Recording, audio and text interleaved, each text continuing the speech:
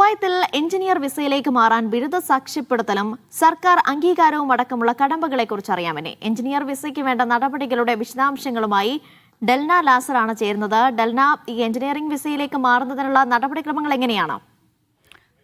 അനിഷ, കുവൈത്തിൽ എഞ്ചിനീയറിംഗ് വിസയിലേക്ക് മാറ്റാനുള്ള നടപടിക്രമങ്ങൾ ഇപ്പോൾ കുറച്ചുകൂടി ലളിതമാക്കിയിരിക്കുകയാണ്. KSC പരീക്ഷ നിർബന്ധമല്ല എന്നുള്ളതാണ് ഇപ്പോൾ ഏറ്റവും പുതിയതായിട്ടുള്ള അതിൻ്റെ ഘട്ടമായിട്ട് പറയുന്നത്. ഇതിൽ KSC പരീക്ഷ നിർബന്ധമായിരുന്നു എങ്കിൽ ഇപ്പോൾ അത് നിർബന്ധമല്ല. സോ നമുക്കത് കുറച്ചുകൂടി വിശദമായിട്ട് നോക്കാം.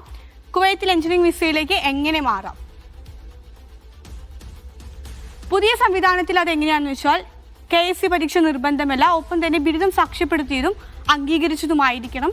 കൈകാര്യം ചെയ്യുക PAM-ഉം, അതായത് public authority four man power, ഒപ്പം തന്നെ ഉന്നത വിദ്യാഭ്യാസ മന്ത്രാലയവുമാണ് അത് കൈകാര്യം ചെയ്യുക.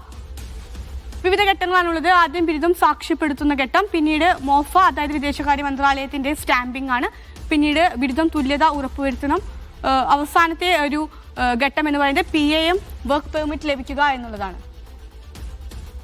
അപ്പോൾ ഒന്നാമത്തെ ഘട്ടത്തിൽ എഞ്ചിനീയറിംഗ് ബിരുദം സാക്ഷ്യപ്പെടുത്തലാണ്. സർവകലാശാല, പഠിച്ച രാജ്യത്തെ വിദ്യാഭ്യാസ അതോറിറ്റി, വിദേശകാര്യ മന്ത്രാലയം, കുവൈത്ത് എംബസി, ഇവരുടെ എല്ലാം സാക്ഷ്യപ്പെടുത്തലായി ഇതിനെ ആവശ്യമുണ്ട്. അതാണ് ആദ്യത്തെ ഘട്ടം.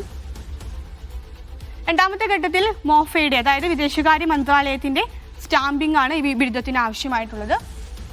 മൂന്നാമത്തേത് ബിരുദ തുല്യത ഉറപ്പുവരുത്തുക എന്നുള്ളതാണ്. സാക്ഷ്യപ്പെടുത്തിയ രേഖകൾ ഉന്നത വിദ്യാഭ്യാസ മന്ത്രാലയത്തിൽ സമർപ്പിക്കുന്നു. പിന്നീട് അത് കുവൈത്തിൻ്റെ മാനദണ്ഡങ്ങൾ പാലിക്കുന്നുണ്ടോ എന്ന് അവർ പരിശോധിക്കും. ഈ ഘട്ടത്തിൽ കുറച്ചധികം സമയമെടുത്തേക്കാം. MOFA-യുടെ സ്റ്റാമ്പിംഗ് ആണ് ഈ ഒരു ഘട്ടം. അടുത്ത ഘട്ടം എന്ന് പറയുന്നത് PAM-ന്റെ അംഗീകാരം, public authority four man power, ഇതിൻ്റെ അംഗീകാരം ലഭിക്കുക എന്നുള്ളതാണ്. അപ്പോൾ ഈ ഒരു ബിരുദം അവർ അംഗീകരിച്ചു കഴിഞ്ഞാൽ അപേക്ഷകനെ എന്ത് ചെയ്യും? എഞ്ചിനീയർ ജോബ് ടൈറ്റിൽ ഉൾപ്പെടുത്തും. ശേഷം എഞ്ചിനീയർ വർക്ക് പെർമിറ്റ് അനുവദിക്കും. ഇതാണ് ഇതിൻ്റെ അവസാന ഘട്ടം എന്ന് പറയുന്നത്.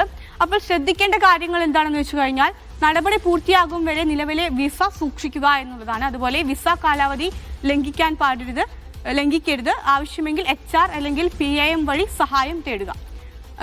അതായത് നിയമലംഘനങ്ങളൊന്നും ആ ഒരു സമയത്ത് നടത്താതിരിക്കാനായിട്ട് ശ്രദ്ധിക്കണം. ഓക്കെ, അപ്പോൾ ഇത്രയൊക്കെയാണ് ഈ ഒരു എഞ്ചിനീയറിംഗ് വിസ ലഭിക്കാനായിട്ടുള്ള കാര്യങ്ങൾ.